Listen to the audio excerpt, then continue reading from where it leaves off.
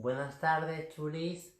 Estamos aquí de nuevo un viernes a las 6 de la tarde con Geo2.tv, Generación O2, y vamos a hacer otra de estas entrevistas súper interesantes, como llevamos toda esta semana haciendo también otras entrevistas y otros directos. Y hoy viernes tenemos una invitada muy especial porque además vamos a cruzar el charco, vamos a cruzar el océano y vamos a ir a México. Os voy a enseñar, me voy a tomar la licencia de enseñaros un gadget, que yo soy especialista en los gadgets, y hoy me ha ambientado un poquito y tenemos las calaveras mexicanas, ¿vale? Así que vamos a ver quién nos acompaña hoy. Se llama Jazz Bustamante y es defensora de los derechos humanos, integrante de Soy Humano AC, integrante del Observatorio Nacional de Crímenes de Odio, integrante de la colección mexicana LGTB-TTIQ+, y de la Red Internacional de Defensa de la Diversidad Sexual y de Género con sede en Bilbao. Así que vamos a invitarla sin más. Ya está aquí. Vale. Esperemos que se conecte y le daremos la bienvenida. Estamos cruzando el charco a México. De momento vemos una casa, el interior de una casa, y ahí está. Hola ya. Hola, querida. Hola, buenas tardes o buenos días allí. Días, acá son las 11 de la mañana, perdón, pero estaba yo a la expectativa y digo, ¿se conecta, no se conecta? Sí, sí. Allí son las 11 de la mañana, aquí son las 6 de la tarde. Son. Uf, eso de los horarios. Sí, ¿no? Vamos a ver que se me corta otra vez, como siempre, la cabeza. No sé por qué, porque yo me veo perfecta, pero según parece. A ver si me dice Seba, si se me corta la cabeza o me sigue cortando la cabeza o no. Pero yo me veo un trozo por encima de la cabeza impresionante. No sé qué pasa.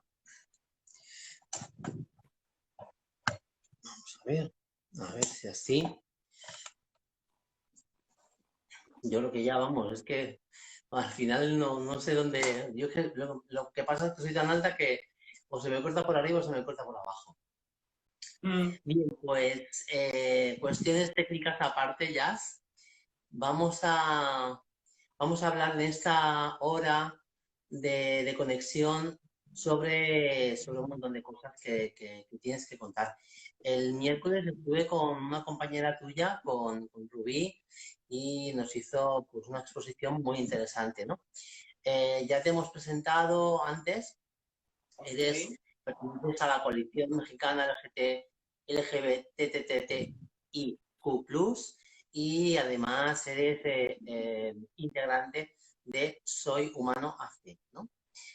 Y lo primero que me gustaría preguntarte es, bueno, un poco para quien nos esté escuchando, quien no esté familiarizado, familiarizada con el término LGTBI, que increíblemente todavía los hay, o con el término trans, sobre todo, cómo es la situación de una persona LGTBI en México y particularmente también una persona trans en México, ¿no? Claro. Bueno, hablar de las poblaciones transgénero, transexuales y travestis acá en México es, por supuesto, hablar de múltiples realidades sociales.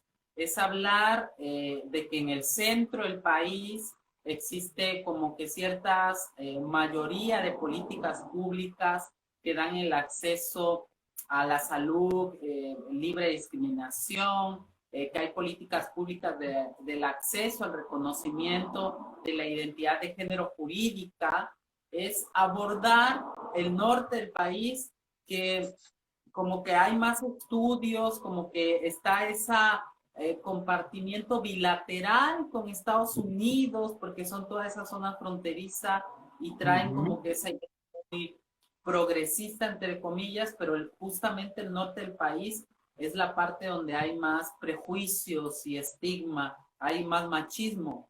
Y pasa algo muy similar en el sur del país, la diferencia en el sur del país al norte del país es que hay más pobreza, hay más desempleo y colindamos no con la frontera del grande Yankee de los Estados Unidos, colindamos con América Central, con Centroamérica. Y eso por ende trae ciertas realidades sociales más complicadas, como la trata de personas a mujeres trans indocumentadas, guatemaltecas, nicaragüenses, salvadoreñas, que son utilizadas por redes del crimen organizado. Vemos esta realidad social de compañeras trans que lamentablemente tienen que verse obligadas a ejercer el trabajo sexual. Vemos más, digamos que a más compañeras jóvenes, más jovencitas, e iniciar una transición, pero una transición no solo en este proyecto de transicionar de la deconstrucción de estereotipos y roles de género o de digamos que una transición de acompañamiento profesional, sino una transición con sustancias químicas como los modelantes que se inyectan o que le inyecta la amiga, la prima, la conocida, mamá, como le llaman la madre en esto de la serie Pose, que es muy conocida acá en México y América Latina, y empieza esa transición, el medicarse hormonas, el estar consumiendo hormonas, y por supuesto que este informe que nos lanza la Comisión Interamericana de Derechos Humanos, que la expectativa de vida de las poblaciones trans es de menos 35 años de edad, o Trans Argentina nos saca que es de 35 a 40. Algunas organizaciones de México también lanzan o lanzamos esas estadísticas. Y entonces las realidades son muchas. La gran mayoría de las compañeras emigran a la Ciudad de México, al centro del país, donde hay mayoritariamente, podría decirse así, reconocimiento en políticas públicas. Pero hay algo que tiene aplicabilidad en todo el país, que son los protocolos. Y hay varios protocolos. Entre ellos, creo que los más relevantes es el protocolo de salud. Es uno de los protocolos más completos. Habla de intersexualidad, habla específicamente de expresión de género, de poblaciones trans, habla de las variantes genotípicas, habla de por qué es importante respetar la identidad de género de las personas trans. Y está el otro que es el derecho a una vida libre de violencia y discriminación, el protocolo de actuación de la antes Procuraduría General de la República, hoy Fiscalía General del país, donde por múltiples estudios, encuestas y demás denuncias, nos hemos dado cuenta que acá en el país las instituciones que más discriminan son las instituciones de salud y las instituciones policíacas, ¿no? Cuando detienen a las compañeras, cuando detienen a los compañeros, cuando les discriminan, cuando a compañeras trans por un trámite administrativo que les detienen en una esquina en algunos estados de la República, siguen lamentablemente aplicando eso de faltas a la moral que realmente ya no tiene aplicabilidad jurídica, pero de ahí se basan, se las llevan, les quieren obligar a hacerles sexo oral para dejarlas ir. Algo muy relevante acá en el estado donde yo vivo en el Golfo de México, en la costa.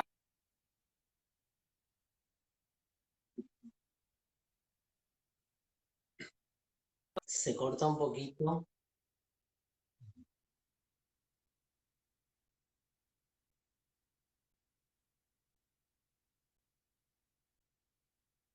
Empiezan a obligarles a que estén semidesnudas en la playa corriendo y las comienzan a corretear, a que corran con la camioneta de la policía. Obviamente ahí hubo una denuncia, no avanzó mucho, pero se visibilizó el caso, se hizo muy viral y lamentablemente no se sancionó a los tipos esos, pero cuando menos exhibimos su rostro, sus nombres, y amenazamos con que iríamos a los tribunales.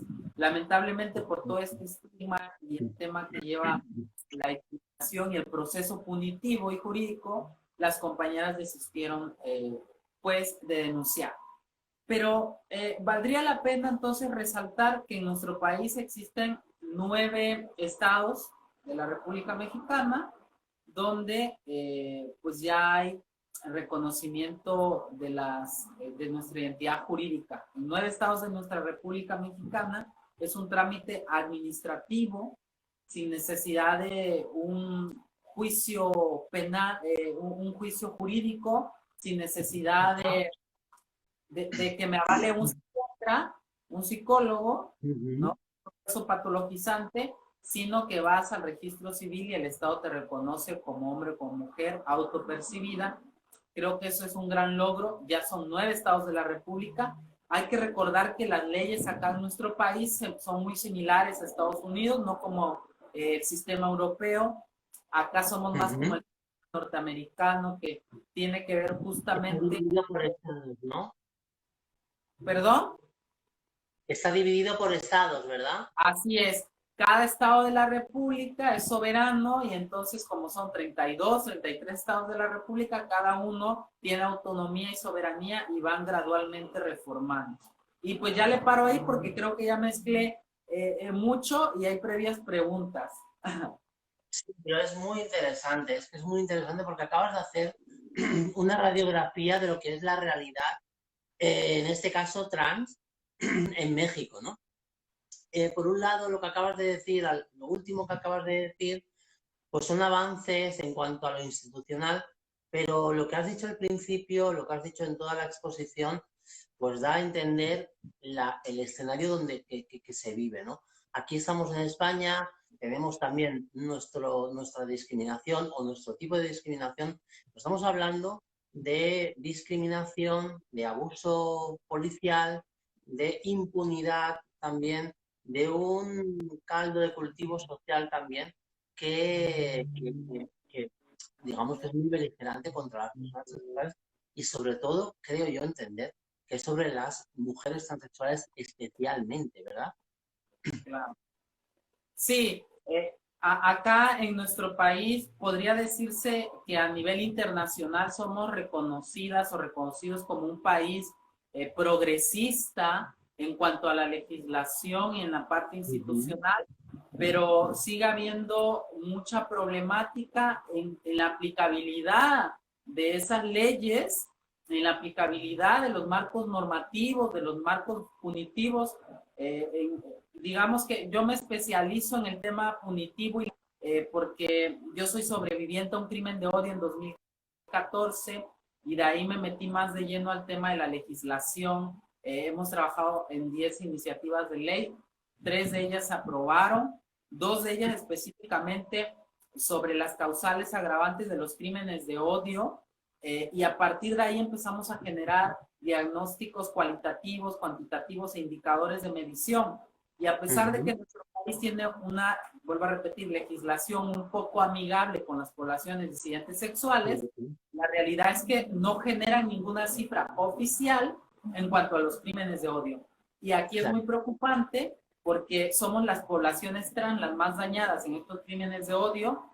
Estamos hablando de crímenes de odio donde acaban lamentablemente en muerte, en asesinatos brutales y los que no. Y entonces, al no existir cifras oficiales, somos las organizaciones de la sociedad civil, los colectivos, los grupos de defensoras y defensores, que tenemos una labor titánica, pero además que luego tenemos que andar huyendo por el país o tenemos que andar buscando protección en mecanismos de la policía o de la fuerza civil o en mecanismos privados para que podamos tener seguridad.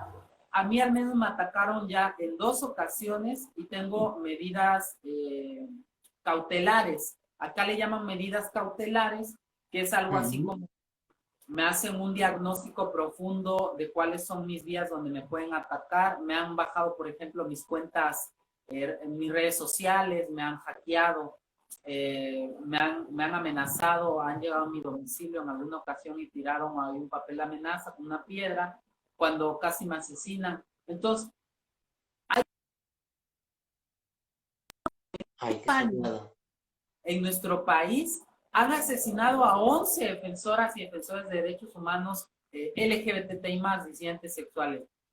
Algo que no se veía anteriormente, tal vez porque justamente la sociedad civil organizada no estábamos trabajando el tema de las estadísticas, tal vez no lo veíamos como algo importante, pero Ujú. justamente estos trabajos coordinados y aislados en algunos estados de la República Mexicana que nos llevan a crear un diagnóstico de cómo está el país, y para que se generen políticas públicas debemos de visibilizar las realidades sociales. Y te puedo hablar del Ujú. estado de Oaxaca, uno de los estados más pobres del país, pero es donde ya se legisló en el aborto, ya se legisló en el matrimonio civil igualitario, ya se legisló en el reconocimiento de las poblaciones trans en la parte jurídica, y está la parte norte del país, en Baja California, que no se ha logrado, en Tamaulipas, que está con la frontera en Estados Unidos, y hay toda esta parte del crimen organizado, donde incluso las compañeras viven una deconstrucción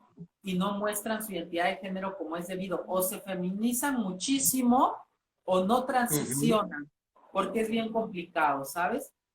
Entonces, sí, las realidades son muchas, son múltiples, Claro. pero justamente en el tema de los crímenes de odio, nuestro país aquí como que nos sigue debiendo mucho. Ujú. Claro, es que además hay varias cosas que te quería comentar con esto que has dicho, ¿no? Por un lado, la esperanza de vida en Latinoamérica para las mujeres transexuales, ¿no? Pero por otro lado también, bueno, estáis haciendo una labor titánica, porque ante un escenario como el que se vive en México y también en general en Latinoamérica, ¿no? Hablábamos un poco con una enfermera trans argentina y nos contaba más o menos lo mismo, que la esperanza de vida era entre los 35 y 40 años, ¿no? En ese escenario se sigue luchando muchísimo. Ahí el acoso es constante y además explícito, ¿no? Y muy intenso, ¿no? Entonces, los datos, esto que señalabas de los datos sobre, por ejemplo, en este caso, las muertes, los asesinatos, que en muchas ocasiones quedan impunes también, hay que recordar, eh, reportáis desde Latinoamérica, desde las diferentes asociaciones, reportáis los datos que son recogidos, como tú dices, y esto es muy importante, no son recogidos por estamentos oficiales, sino porque no lo hay porque en realidad no les importa, o no les importa del todo. Son las propias asociaciones las que van recopilando datos, como por ejemplo, pues por ejemplo, desde noticias que salen en periódicos, noticias que además hay que filtrar porque se dice que, por ejemplo, asesinaron, se encontró un hombre vestido de mujer muerto, no sé qué, ese asesinato no se considera como un asesinato LGTBI, o una mujer trans, o un travesti, no, se considera como, lo tipifican como hombre, ¿no? Entonces, todo eso es una labor titánica, lo recoge, hay varias asociaciones que van haciendo este recorrido por todo el mundo. Transgender Europe, por ejemplo, es una de las que hace esta recopilación de datos, ¿no? Pero digo esto Claro. para que la gente que nos esté escuchando que sepa ubicar, digamos, o contextualizar lo que estamos hablando, ¿no? O sea, que es un transfeminicidio el que se está cometiendo en Latinoamérica, que además queda muchas ocasiones impune y que eso somete a una presión extraordinaria a las mujeres transexuales, ¿no? Y yo te quería comentar ante este escenario que acabamos de decir, eh, es que me ha gustado una publicación tuya de tu Instagram particular, donde dice que el 88% de las agresiones, no recuerdo si es agresiones sexuales o así, eh, provienen de las aplicaciones bueno, de aplicaciones de encontrar pareja, de citas, etcétera, ¿no? El 88%. ¿Esto es en el caso de las mujeres transexuales o en general todo tipo de mujer? Es en general en todas las poblaciones LGBTI+, pero específicamente de hombres gays y de mujeres trans. Aquí tengo justamente el diagnóstico. La portada nos las obsequió un chico universitario de acá, de una universidad en Puebla, y es un cuchillo. Un cuchillo y dice algo así como: esto no es un puñal, porque utilizan la palabra puñal despectivamente para referirse a trans o a gays acá en México. Y se llama impunidad, crímenes de odio por orientación sexual, identidad o expresión de género.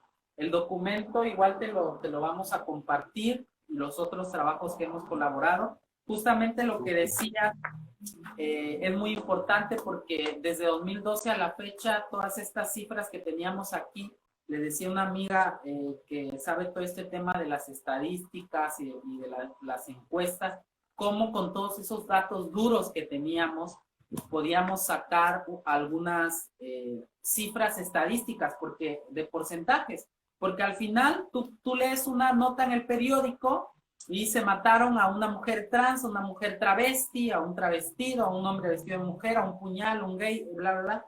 Pero lo que se te queda es, ejemplo, mataron al 80% por crimen de odio, o mataron a un 80% y está en impunidad. Todos esos datos duros son muy importantes. Y te voy a leer algunos de los que nos arrojó este diagnóstico.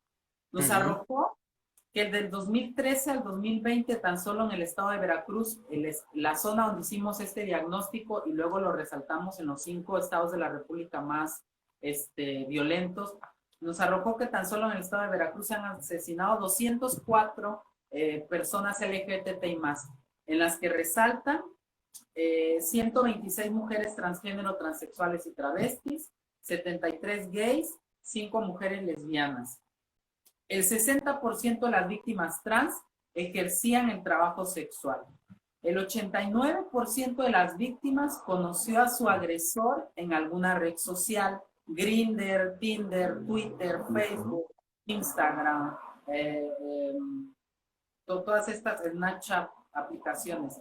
El 72% de las víctimas había convivido más de una ocasión con su agresor. El 40% de las víctimas mujeres trans terminaron en la fosa común.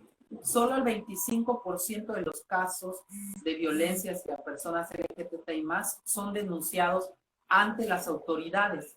Y solo el 5% llega o continúa con el debido proceso. En muchas ocasiones desisten por la engorrosa burocracia, el estigma, prejuicio de las autoridades que imparten justicia. En el 100% de los casos, no ha habido ningún caso, tan solo en la legislación de Veracruz, que fuese considerado crimen de odio por la causal agravante identidad de género u orientación sexual, a pesar de que en 2018 logramos reformar el artículo 144 constitucional del Código Penal. Imagínate, habiendo una legislación vigente, punitiva, que obliga al Estado a segmentar la información, a generar estadísticas, a decirles: a ver, deben de investigar así y así, deben de capacitar su perspectiva de género, derechos humanos y diversidad sexual, y no lo hacen. Y algo muy, muy cierto que acabaste de decir hace un momento: o no les interesa, no les importa, y eso es muy lamentable. Sí, porque por un lado, siempre para todo, ¿no? Por un lado van las leyes y por otro la sociedad. Cuando sucede eso, las leyes siempre dependen de la voluntad de la sociedad, ¿no? Si no creamos una pedagogía en la sociedad, es imposible que las leyes se puedan poner en marcha, porque no va a haber voluntad. Y bueno, los datos que acabas de comentar, pues, sinceramente, con todo respeto, son escalofriantes. No invitan al optimismo para nada, pero hay que seguir luchando, ¿no, Jazz? Hay que seguir luchando, y a mí, a manera personal, yo se lo decía a una persona, la defensa de los derechos humanos es un compromiso, es una convicción muy personal, cuando yo me vi tendida ahí en esa cama desnuda en posición de una cruz, porque además quien me ataca es un fanático religioso, desnuda, escupida, golpeada, dije, ¿y quién defiende a estas víctimas? Yo hubiese sido un caso más y me hubiesen discriminado, culpado, que me mataron por andar ligando en las redes, que me mataron porque yo me lo busqué, que me mataron por andar de fácil, andar de puta. Cuando en realidad yo estaba en mi negocio, ese tipo llegó como cliente, subió arriba, me pidió el sanitario, el baño, subo arriba porque arriba estaba mi recámara y me empieza a golpear y a asfixiar, a ahorcar, y ya luego no supe de mí hasta dentro de 4 o 5 horas. Despertar ahí totalmente desnuda, tan vulnerable, me llevó a un año a estar alejada de todo. Yo ya ahí defendía los derechos humanos, pero no era tan visible. Obviamente me llevó a repensar quién soy, qué soy, a dónde voy, a repensar mis creencias espirituales, mi familia, si yo valía la pena seguir en esta transición por ser una mujer trans, porque eso a diario me iba a llevar a estarme enfrentando con todo el mundo casi. Y recuerdo muy bien que estaba yo leyendo un libro que se llamaba El vuelo del águila, sentada. Para mí ese fue un despertar espiritual. Ya me estoy poniendo sentimental. eh, y una de las cosas que me dije, voy a darle voz a esos casos. Tienen que dársele voz a esos casos y no me voy a encerrar porque eso es lo que quieren, que me encierre, que tenga miedo. Y yo les voy a responder con amor y les voy a responder con legislación y les voy a responder siempre defendiendo a las hermanas y a las compañeras y compañeros. Y así es. Acá en el estado de Veracruz me dicen radical, en el país me dicen radical, han salido notas donde la radical, porque le gritó a tal diputado, porque se cayó de frente, porque hizo X o Y, pero se necesita ser radical ante un país que no garantiza la seguridad de nuestra población, lamentablemente. Bueno, lo que acabas de decir es un testimonio desgarrador, ya sea además, para volver a contextualizar, que nos esté viendo, que nos vea en el futuro este vídeo, que llevamos media hora y yo creo que es un testimonio que hay que guardarlo en algodones, ¿no? Cuando hablamos de todo este ambiente que se vive alrededor de las mujeres transexuales en México, pero alrededor del mundo, ¿no? Cuando decimos que no les importa o no les importamos a las instituciones, en menor o mayor medida en diferentes países, pero siempre está eso, siempre. Cuando decimos esto y cuando pasas algo como lo que tú has pasado y como otras compañeras habéis pasado también en México y decides, después de esa reflexión interna, seguir adelante únicamente con tu transición de género, como acabas de decir. Eso para nosotras ya es la lucha. Y eso ya significa una lucha. Eso es algo que las demás personas, las personas que no son transexuales, no lo pueden entender, no lo pueden entender nunca, ¿no? O sea, que simplemente con sentirte quién eres y expresarte tal y como eres, ya estás luchando, estás haciendo una lucha contra una beligerancia, en este caso, mortal, ¿no? Y eso es algo que no pasa en ningún segmento de la sociedad, ni con ninguna raza, ni con ninguna condición de ningún otro ser humano. Solamente pasa con las personas LGTBI, pero sobre todo con las mujeres transexuales, ¿no? Yo creo que eso tiene que quedar muy claro. Para contextualizar cómo es esto, ¿no? Que nos están matando, nos están asesinando, que están quedando asesinatos impunes y que además a la mayoría de estados y gobiernos no les importa o la importancia es muy relativa, ¿no? Eso es algo que no pasa con nadie, con ninguno más, con ningún segmento más de la sociedad. No sé si Claro. estás hablando. Y creo que el trabajo que está haciendo la coalición mexicana, que ya somos una red reconocida en Latinoamérica y en algunos países de Europa y de Asia, la labor de unificar los liderazgos, los activismos, las organizaciones no gubernamentales que defendemos los derechos humanos, este esfuerzo de la coalición mexicana es muy importante porque nos lleva a cómo lograr cambios por este lado institucional, pero como también por el lado social y cultural para atender este sistema cisnormativo, este sistema heteronormativo y heterogéneo, donde solamente se habla del binomio hombre-mujer, heterosexualidad. Y nos dimos cuenta de algo, que podemos incidir más teniendo personas LGBTI más dentro de cargos públicos para que hagan reformas y cambios sustanciales, porque tienen la experiencia, porque les atraviesa la discriminación, porque la viven cotidianamente. Pero nos dimos cuenta también que necesitamos seguir capacitando constantemente y diariamente a la parte social y cultural, a la familia, que es el primer núcleo, el primer contacto con nuestra primera infancia. Y es muy importante el acompañamiento, en verdad, no lo quiero sonar egocéntrica porque yo soy parte de la coalición, pero el acompañamiento que hacen muchas compañeras y compañeros o que hacemos justamente ahorita con esto del COVID, la ansiedad, el miedo, los pleitos, familiares, el acompañamiento que damos psicosocial, jurídico, la coalición mexicana es muy importante porque les decimos a las compañeras y compañeros, aquí estamos, pero en lo institucional estamos incidiendo en los partidos políticos y estamos tratando de colocar a mujeres y a hombres en cargos públicos para que desde ahí puedan incidir. Pero yo creo que el desafío más grande que tenemos, no solo en México, sino en todo el mundo, es justamente de construir todos esos roles, estereotipos de género que tanto daño nos hacen.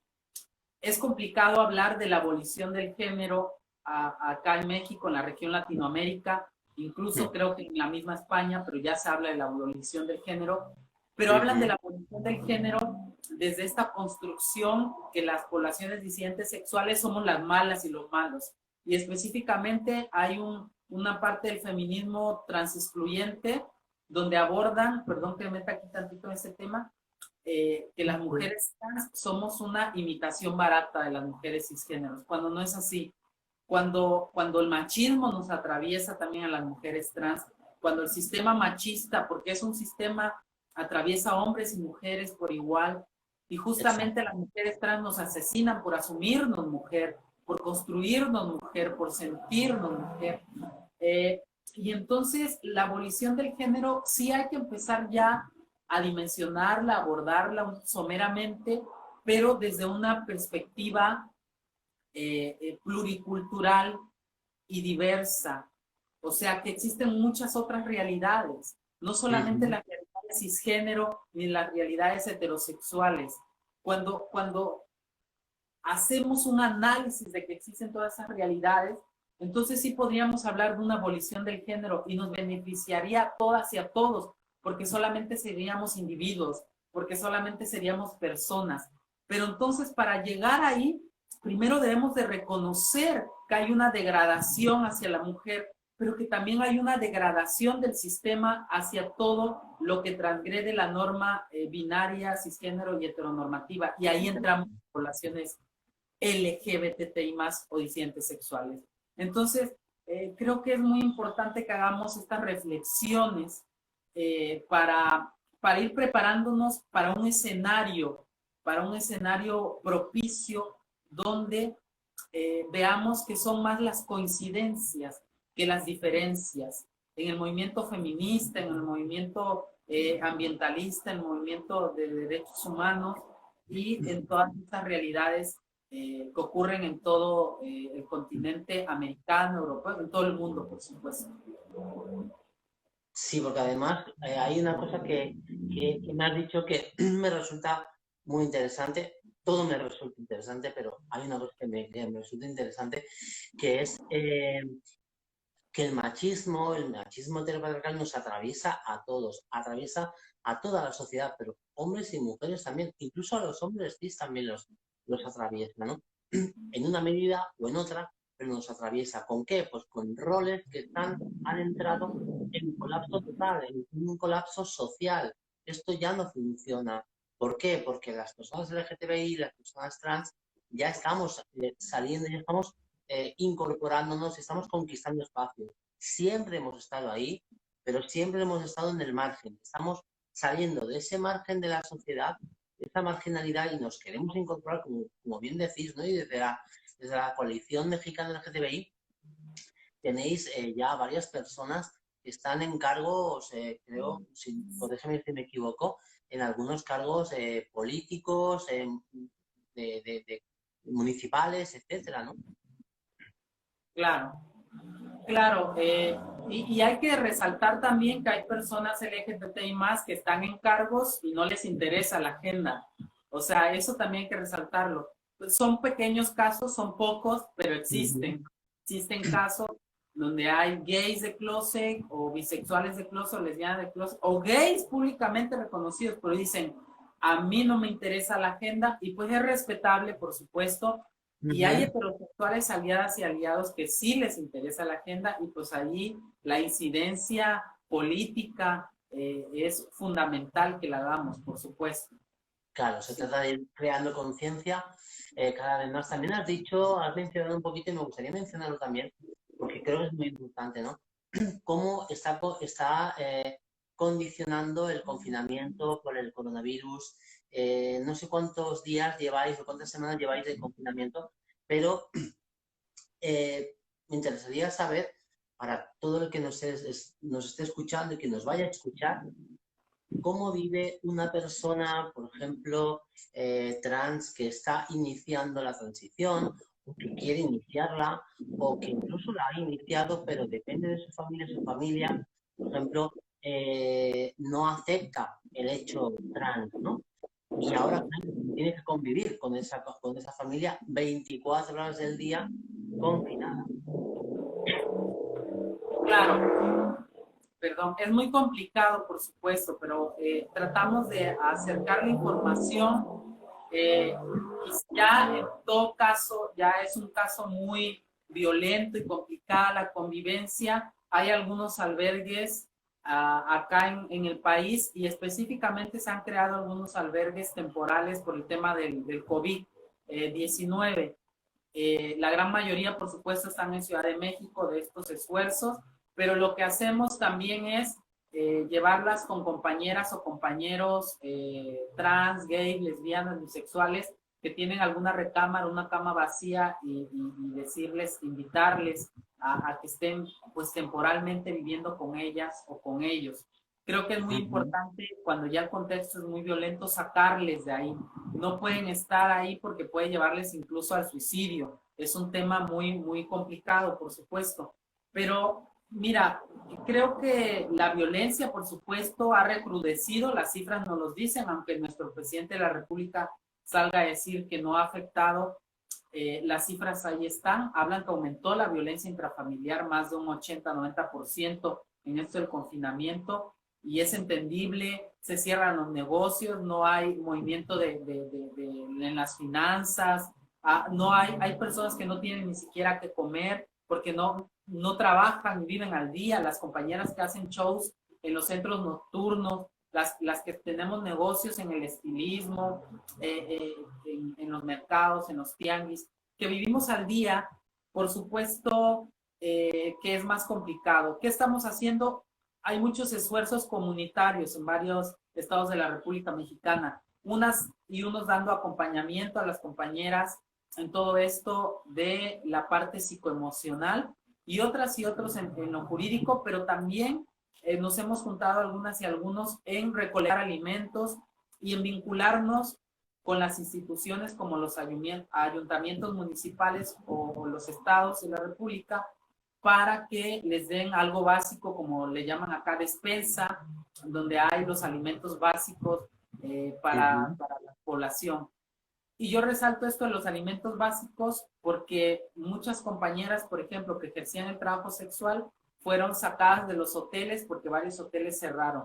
Y entonces fue fundamental rentar algunas casas temporalmente y hacer algunos albergues temporales y gestionarles alimentos y gestionarles todo lo que tiene que, los muebles básicos para que pudiesen estar ahí las compañeras. Entonces, esa labor que están haciendo varias compañeras y compañeros como el CAI, el Centro de Identidades Trans, Soy Humano, la Coalición Mexicana, eh, Vida Trans en Tamaulipas, en la frontera, por ejemplo, que tienen como que su oficina, su sede de su asociación, y ahí la hicieron como un albergue y siguen dando despensa. Creo que toda esta organización nos ha llevado a que somos un país muy solidario a pesar de toda esta violencia que existe y que somos las poblaciones trans las que hemos dado ejemplos.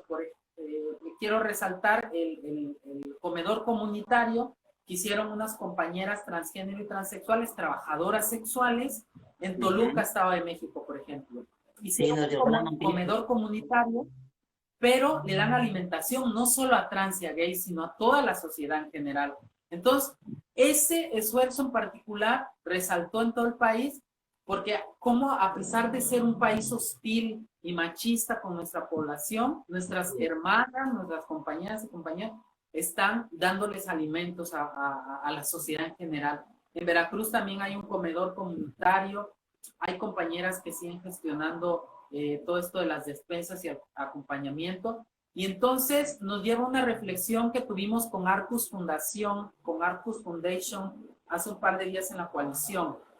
Y nos decía, en Estados Unidos está pasando algo peculiar y en Canadá. Es que los movimientos, en lugar de buscar financiamientos como lo hace Latinoamérica y varios países del mundo, es que se apuran en tener afiliadas y afiliados. Imagínate que tengas 1 millón de afiliados y ese millón de afiliados cada uno te dé $1 o $1 o €1.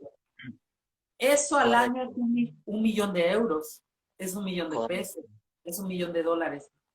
Y justamente las redes comunitarias, como lo que está pasando esto del COVID en México, que creo que está pasando en otras localidades de la región Latinoamérica, lo hemos detectado en Argentina, en Colombia, en Chile, en Centroamérica, en Brasil, en Perú, en Bolivia, es muy importante porque nos lleva, sí tenemos esas redes comunitarias, sí tenemos los liderazgos, sí tenemos las personas que dan ese acompañamiento, esos liderazgos, y entonces, en lugar de estar creando proyectos y mandar, que claro, es importante que nos sigan financiando aún, pero imagínate México, un país con más de 130 millones de habitantes, tener 2 millones de afiliados o de afiliados, imagínate, cada uno que nos donara $1, yo sé que lo harían, nos donarían no $1, sino 5, 10 pesos. Yo en ocasiones he hecho llamados de compañeras que necesitan ayuda y me han hecho donaciones desde Brasil, desde Chile, de $5, de 10, de 3, y se los entregamos a las personas.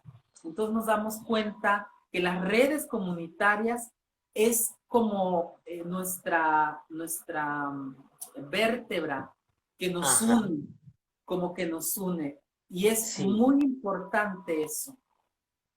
Estoy totalmente de acuerdo con esto que acabas de decir, las redes comunitarias, y no depender únicamente de la voluntad política, de quien toque en ese momento que esté gobernando en los diferentes estados, en el gobierno central, etcétera, ¿no?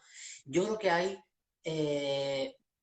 evidentemente que la transfobia no la podemos negar, pero también hay muchísima gente, y yo creo que incluso más de la gente que es transfóbica, que está dispuesta a colaborar, contribuir, pero que no sabe cómo puede hacerlo, ¿no? Y que tampoco las administraciones o los estados articulan ciertos mecanismos para que la gente pueda crear esto, ¿no?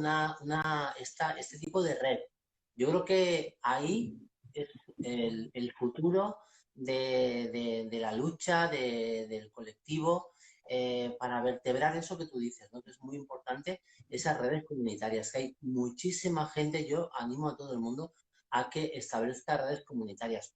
De hecho, aquí en Generación O2 y en Imaginarium también, a la que pertenezco, estamos con vosotras y vosotros y bueno, esperemos que podamos hacer algo conjuntamente en ese sentido, ¿no? Establecer esas alianzas y no estar esperando siempre lo que históricamente hemos hecho, ¿no? Esperar que la administración tome conciencia y asistir a los partidos políticos para que tomen conciencia del problema, ¿no? Yo creo que tenemos que ir un poquito más allá. Yo estoy totalmente de acuerdo con lo que acabas de decir. Claro, los esfuerzos comunitarios son muy importantes y es justamente el acompañamiento institucional muy importante, pero las redes comunitarias salvan vidas. A mí me salvaron la vida, o sea, yo no pudiese haber salido de esas depresiones después de mi ataque y antes sin la compañera Televerina, sin la compañera Patilú, sin la compañera Claudia, sin todas estas madres, amigas, hermanas y amigos que estuvieron ahí, que me dijeron, sí puedes, sí hay que salir adelante, y esas organizaciones también que se acercaron y que comenzaban a darnos esos talleres. Yo descubrí a los 15 años que era transexualidad, yo me definía como un gay afeminado, no sabía qué era la palabra transexualidad, pero empecé con esas redes comunitarias a saber la importancia de mi transición y del mensaje político, porque lo personal es político y lo político tiene impactos colectivos, y cómo, aunque no seas defensora o defensor de derechos humanos, con el hecho de que tú te asumas como gay, como lesbiana, como trans, es un posicionamiento político, ¿no? Ya desde ahí estás abanderando este, a la resistencia, aunque no defiendan los derechos humanos. Luego a mí había compañeras que me decían, pero yo ¿cómo ayudo? Le digo, vete al café al día, tú te travistes solamente las noches y te vas a las fiestas y a los antros. Travístete y vete al café, a lugares cotidianos. Hay que incidir en esos espacios que históricamente nos los han negado. Históricamente, el Estado y las empresas nos han negado espacios. Entonces, ¿cuál va a ser nuestra resistencia? Pues apropiarnos de esos espacios que nos pertenecen también. Exacto. Y conquistar los espacios y cada vez más y que esa visibilidad de todas las personas trans, sobre todo de las mujeres, vayan tomando cada vez más espacios sociales, como lo que tú dices, ¿no? No quedarnos únicamente en los espacios que corresponden a los márgenes de la sociedad, sino a conquistar todos los espacios, porque todos los espacios nos pertenecen. Eso es algo que es obvio, todo el mundo lo sabe, pero solamente dos personas trans o dos mujeres trans pueden entender el trasfondo de todo esto que estamos hablando. Claro, cuando te oye alguien hablar de esto, una persona cis en este caso, te puede entender, te dice, pues claro, sí, pero no es así.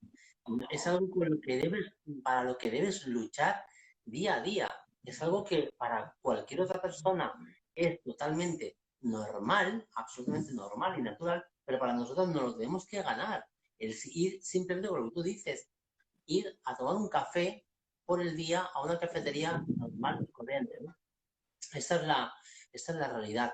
Y bueno, y te quería un poquito ya, como estamos acabando esta entrevista, queríamos un poquito pues, conocer un poco cómo vives tu día a día también ya, cómo vives no solamente con el confinamiento, sino tu día a día, cuáles son tus proyectos también dentro del activismo y dentro de la coalición también, pero también un poquito en el terreno personal, si tienes el gusto de comentarlo. Claro. Bueno, yo tengo 29 años, yo trabajo en 5 organizaciones voluntariamente, la Red Internacional de la Diversidad Sexual, de la Defensa de la Diversidad Sexual y de Género, con sede en Bilbao, que tratamos todo este tema de los crímenes de odio, el Observatorio Nacional de Crímenes de Odio. Fui presidenta del colectivo Soy Humano AC, hoy soy asesora y directora general.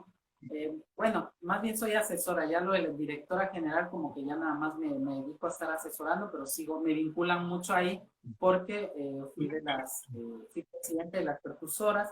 Estoy también en la Coalición Mexicana LGBTI+, antes estaba en Incidencia Política Nacional, ahora estoy como vocal en la Junta de Gobierno, que quiere decir que estoy ahí como que dando acompañamiento en todo este asunto. Tengo como que el mismo cargo que tiene la compañera Rubí Suárez.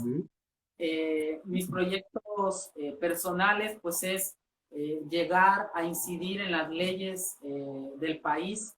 Es un tema que me ha apasionado los últimos años, las leyes, e incluso lo voy a estudiar, pero también estamos aquí creando y colaborando de cerca con una organización política porque quiero lanzarme este próximo año para un cargo de elección popular, para un cargo público. Y es algo que para mí es un proyecto muy personal, un proyecto muy importante, porque debemos de estar en una curul las compañeras trans. Hasta el día de hoy no existe ningún cargo, ninguna compañera trans.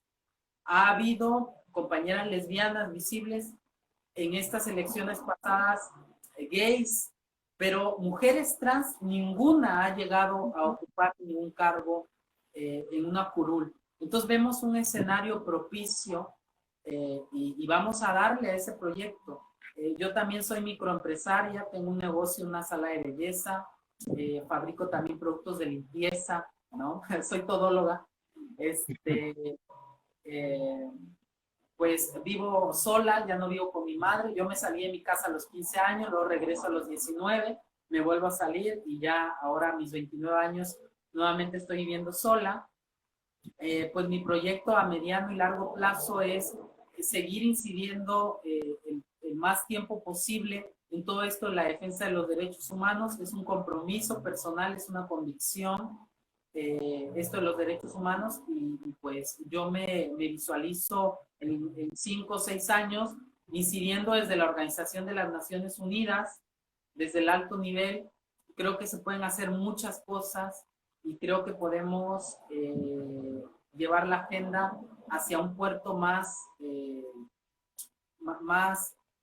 calmado, donde las aguas no sean tan turbias.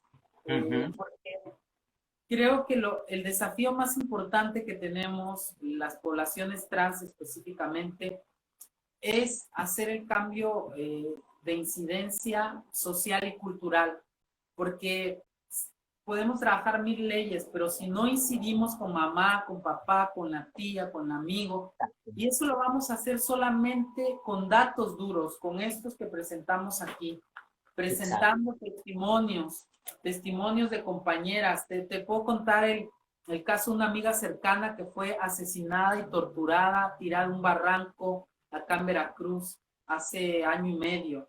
¿No? El caso de otra compañera que fue acuchillada y tirada a la orilla de un río. O sea, son esos casos los que van a sensibilizar, que es muy cruel, demasiado.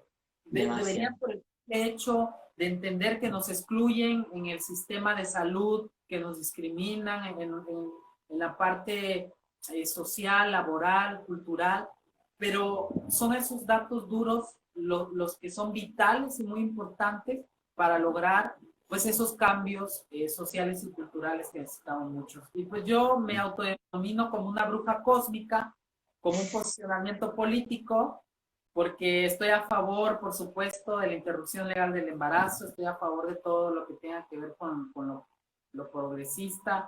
Soy una mujer lactovegana, una mujer, pues si me dicen radical, ok, soy radical porque me agrada defender la justicia y pues no sé qué más decir. Bueno, yo ya diría que eres una mujer extraordinaria y estoy segura de que todo lo que te has propuesto y todo lo que te propongas lo vas a conseguir por tu bien y por el bien de la comunidad que defiendes, en la cual yo me siento integrada totalmente y me siento orgullosísima y afortunada de tener en mi comunidad a mujeres como tú. Sinceramente, te lo digo de todo corazón. Y también para acabar, desde ese contexto de que eres una mujer extraordinaria, me gustaría que lanzaras un último mensaje en esta nueva era que nos va a tocar vivir post-coronavirus, ¿no? Y si, qué visión tienes acerca de esto, ¿no? Si nos va a cambiar, si va a cambiar nuestra conciencia global, si vamos a salir reforzados o no, como dicen algunos, si vamos a estar igual o van a salir cosas peores del ser humano. ¿Cómo lo ves tú? Yo creo que por supuesto ya nada va a ser igual. O sea, algo que nos ha dejado esto es que muchas compañeras que no le querían entrar a esto de las tecnologías, le van a tener que entrar sí o sí, e incluso se han disparado los cursos de informática, de computación y de social media y todo esto que tiene que ver. Pero creo que lo más importante que nos deja o nos está dejando esta pandemia es que el trabajo colaborativo y comunitario es muy importante, pero lo otro que nos deja también es que vivir el día a día es muy importante, vivir con dignidad es muy importante, pero vivir excluidas y clandestinas es muy triste y es muy frustrante. Y creo que viene una nueva generación y hay ya una nueva generación de compañeras trans y compañeros LGTBI más con una visión muy distinta, con una visión donde todas y todos podemos convivir en armonía y podemos estar, digamos que, eh, conviviendo, viviendo y transicionando, y no solo transicionando en el tema de lo trans, sino transicionar como que juntas y juntos. Pero nos deja también este confinamiento, nos está dejando que es muy importante estar orgullosas y orgullosos de lo que somos, porque históricamente nos han dicho que somos inferiores y que debiésemos de estar en la clandestinidad. Yo creo que hay que resaltar esto, pero a pesar de que la sociedad nos ha llevado a ese nicho y de que nos han hecho, no todas, pero sí muchas y muchos, ese daño físico, ese daño emocional, les hemos dado la mano y les hemos respondido diciéndoles, aquí estoy, soy tu Ya, hermana, soy ya, tu hermana. nos quedan 20 segundos. No te retires. Vamos a finalizar este vídeo, pero vamos a hacer una despedida como está mandado, ¿no? Porque no me gustaría despedirme así. Volvemos en 5 segunditos. Vale. Estabas haciendo una reflexión desde el amor increíble. Gracias. No, pues, pues se nos fue el tiempo muy rápido. Yo también vi que ya nos quedaba Demasiado, demasiado. poco tiempo. Bueno, pues yo te decía que, o les decía también a todas y a todos y a todes que lo que nos deja de reflexión todo esto del COVID es que a pesar de que nos han prejuiciado, señalado, lamentablemente a muchas y muchos asesinado, les respondemos con amor, con redes comunitarias, con trabajo solidario y colaborativo. Y creo que eso es un despertar de conciencia. Y creo que eso es lo que necesitamos en el mundo, no solo en México, no solo en España, no solo en Argentina, en Brasil, Latinoamérica, en Canadá. Todo el mundo necesitamos tener un despertar de conciencia. Los hindús le llaman despertar espiritual, le llaman el tercer ojo, la glándula pineal. En México, acá con Quetzalcóatl, la víbora emplumada, le llamaban creer es crear, ese despertar de entender que todo lo que creamos que se va a cumplir, pero primero hay que creerlo. Creer es crear. Es algo así como en la parte budista de que cuando yo soy consciente de mis pensamientos, sentimientos y emociones, construyen mi día a día, mis circunstancias, entonces yo ya no soy víctima de mis circunstancias. Eh, Perdón, ya no soy víctima de todo lo que me aqueja externamente, sino soy víctima de mis propias circunstancias. Ya no le puedo echar culpa a Putin, a Trump, a López Obrador, al cambio climático, sino yo también me hago responsable hasta cierta medida de creer es crear. Y más allá, obviamente que no me quiero meter a todo este tema de la parte espiritual o religiosa, es justamente el aumento de los fundamentalismos religiosos, y es un tema que no abordamos, pero los fundamentalismos religiosos es un tema que ha crecido en todo el mundo. En España con Vox, acá en México con el encuentro social, y toda esta crecimiento en los fundamentalismos religiosos quieren llevarnos justamente para quitarnos derechos a las poblaciones disidentes sexuales. Pero aquí estamos resistiendo, aquí estamos persistiendo, y creo que es vital seguir replicando la educación, la información y la comunicación. Son estas tres juntas, la educación, la información y la comunicación, que nos va a llevar hacia resultados más positivos y hacia resultados más favorables, ¿no? Entonces, nos deja un despertar de conciencia. Yo me quedo con eso, porque si bien hay toda esta parte también negativa, el despertar de conciencia es la antesala para ser mejores individuos, mejores personas, sin duda. Pues con esta reflexión tan buena que acabas de decir, yo creo que aquí vamos a hacer el colofón, pero también diciéndote que Jazz, gracias por tu tiempo, gracias por cómo lo has explicado todo, por vuestra labor, por vuestra lucha, mucha fuerza desde aquí, desde España, desde Generación O2, y mil gracias, de verdad, mil gracias, porque hacéis un trabajo y una lucha extraordinaria. No, gracias a ti, querida, y gracias a todas y a todos quienes nos ven. Y pues acá estamos resistiendo y persistiendo. Ya tramité mi pasaporte, esperemos ya este año quede o algún día nos veamos por allá, por el continente europeo, que es parte de mis proyectos también. Aquí tienes tu casa, mira, o sea que... Perfecto. Pues gracias, un abrazote, un abrazo fraterno, que estén muy, muy bien. Igualmente, gracias.